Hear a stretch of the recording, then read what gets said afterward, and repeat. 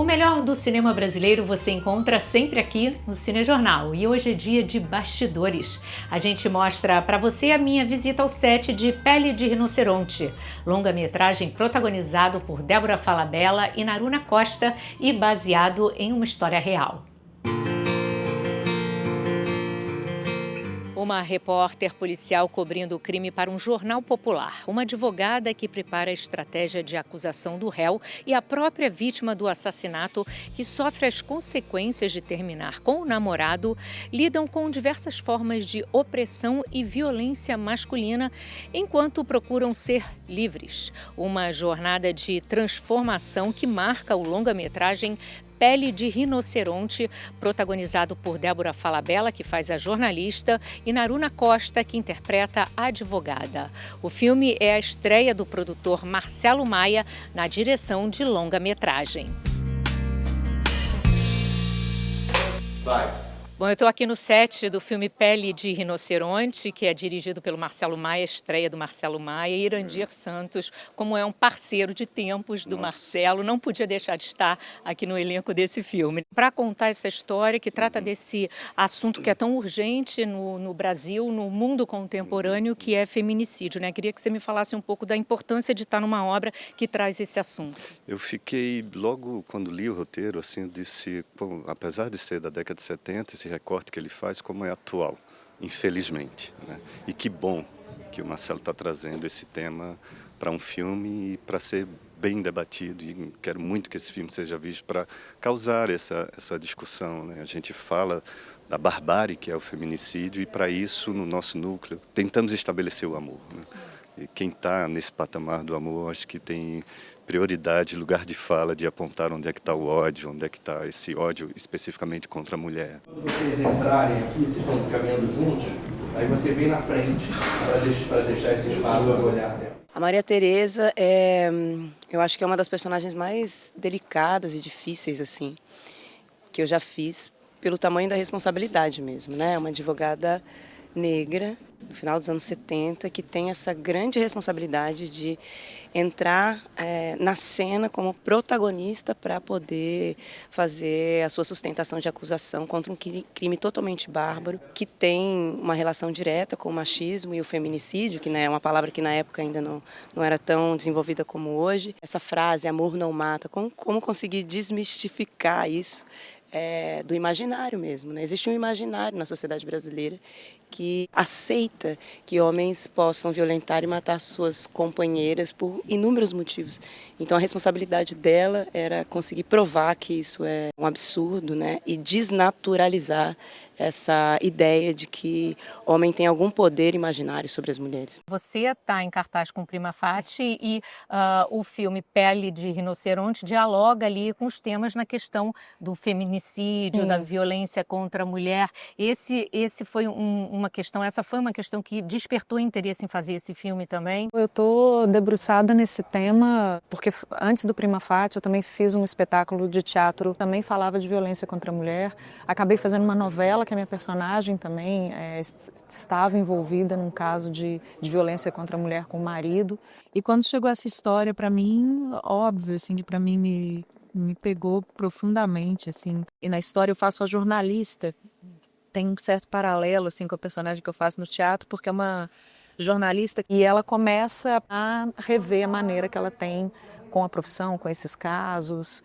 Então é bonito também, porque assim como no Prima Facie tem essa virada da personagem, que ela começa a realmente enxergar de uma forma, um viés mais feminino ali, a história dela. Foi um prazer a minha chegada aqui no set de Pele de Rinoceronte, porque quando eu vejo quem é a diretora de fotografia, Elô Passos, prazer te encontrar aqui nessa história que trata desse assunto que é tão importante para a sociedade brasileira contemporânea, que é feminicídio, para o mundo também.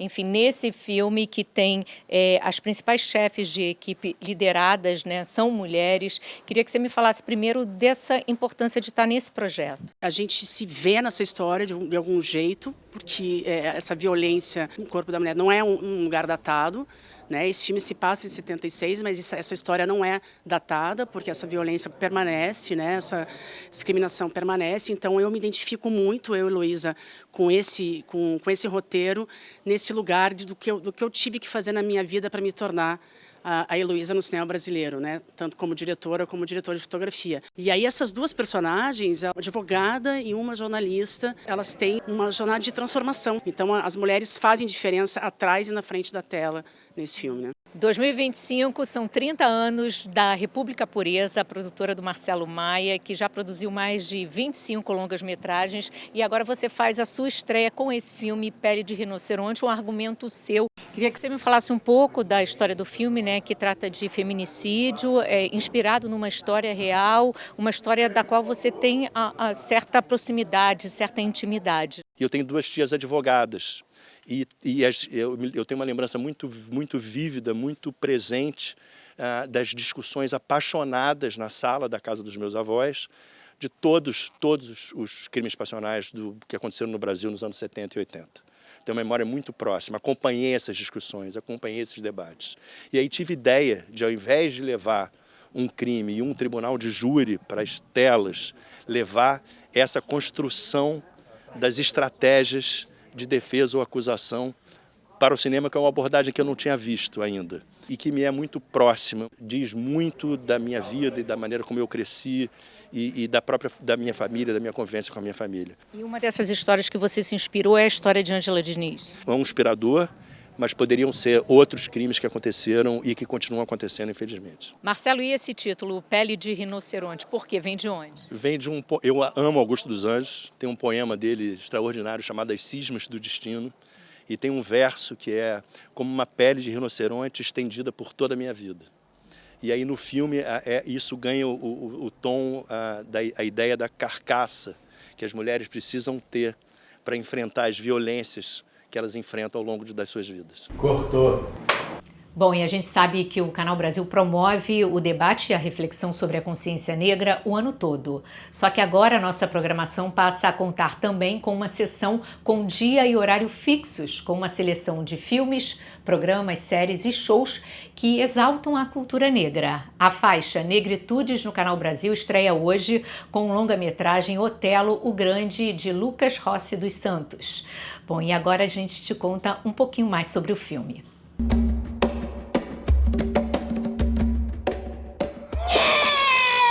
O cinema novo era uma câmera na mão e uma ideia na cabeça. Mas era a ideia do próprio sujeito, não era a ideia geral do público.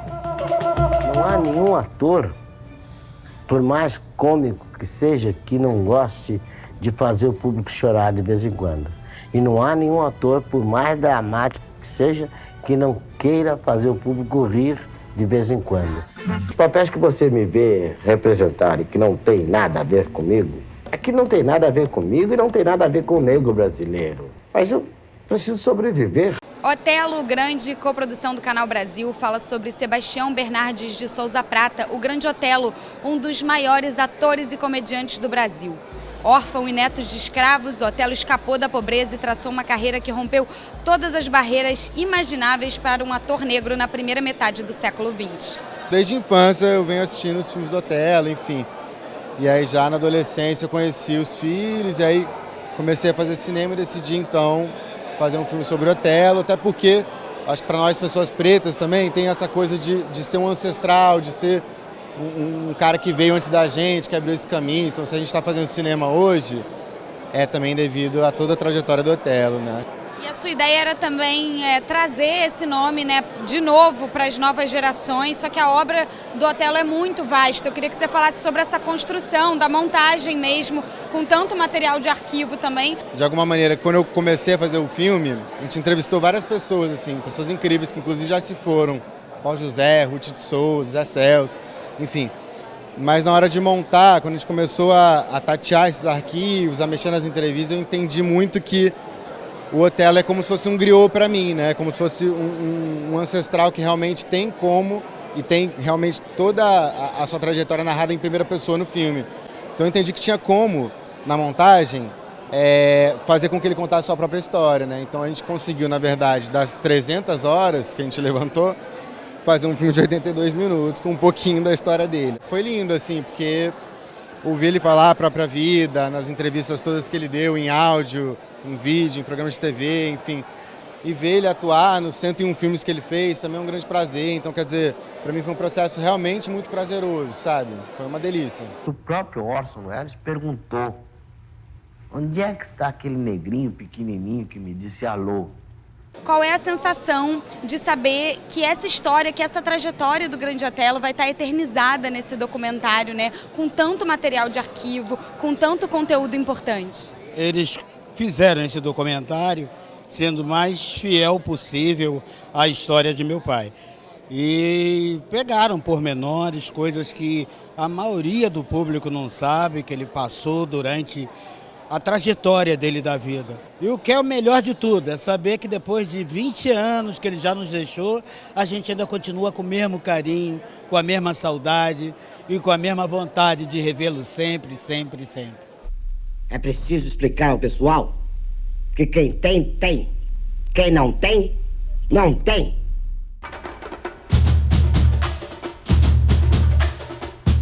Otelo, o Grande, vai ser exibido agora às 8 da noite. O Cinejornal de hoje fica por aqui, mas você continua acompanhando a gente nas redes do Canal Brasil. Basta apontar a câmera do celular para o QR Code aqui na tela. Beijo para você e até a próxima.